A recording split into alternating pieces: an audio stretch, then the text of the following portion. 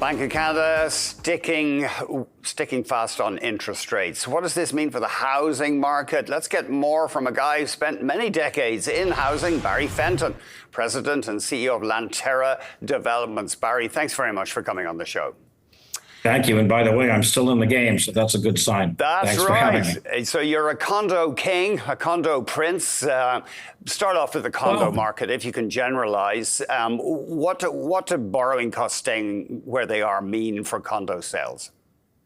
Andy, thanks for helping me. The bottom line is that what's always encouraging is when someone doesn't increase rates, and today the governor decided to hold the rates status quo, which is really the right thing to do. I think that we've all kind of been waiting for the last year and a half to see when he'll take his foot off the pedal a little bit and start bringing rates down. But I think we've become adjusted to it.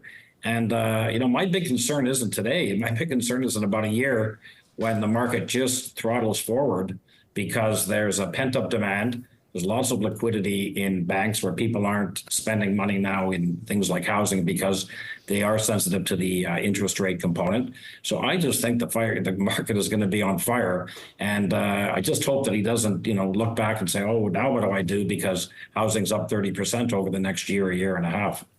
So if I understand you right, you're arguing that there's pent-up demand there. And as soon as the cost of financing a home purchase comes down, there'll be a big jump in demand? I think that's going to be the case. I think there's going to be a big jump in demand, but also I think the housing market in general will just, as I suggested before, will just take off. It's just, there's no question that people are sitting on the sidelines right now and they're trying to figure things out. One thing that does buffer the investment community is the fact that the rental markets have just taken off. Mm-hmm. And again, that's one of the components based on inflation.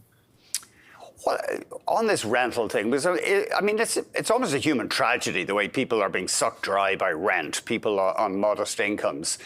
Should the government just push ahead and build lots of public housing? I know you're a private sector housing guy, but do you think the government should just build housing itself? Well, I think it's those are all great concepts and they can all work. But when you do the math, you would have to literally build hundreds and hundreds of thousands of rental buildings units in order to achieve your goal. But one thing I can say, and that is that, a lot of the condominiums that have been built and are out of the market right now, they're being held by the investment community.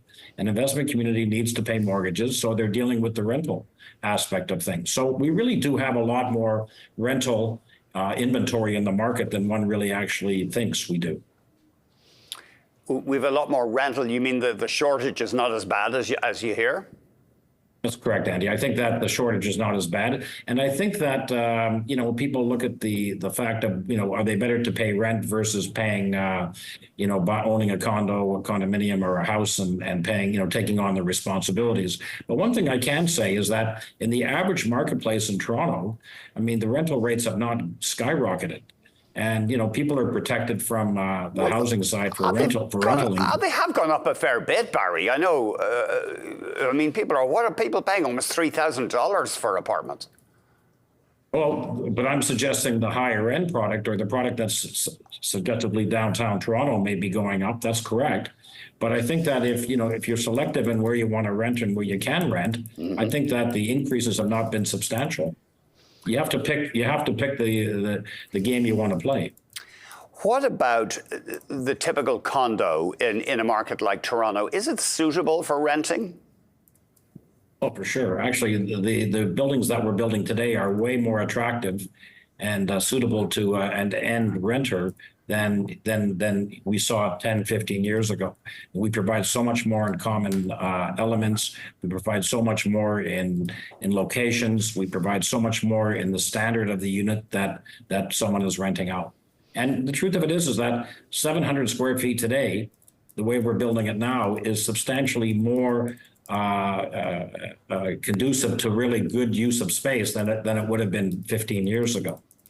Yeah, I suppose for years in countries like Spain, people have been dealing with small apartments. That's correct. That's how a lot of the European places got around. But the concept does work. If you're able to utilize the space in a proper format, it sure feels like 2,000 square feet when you're living in 800 square feet.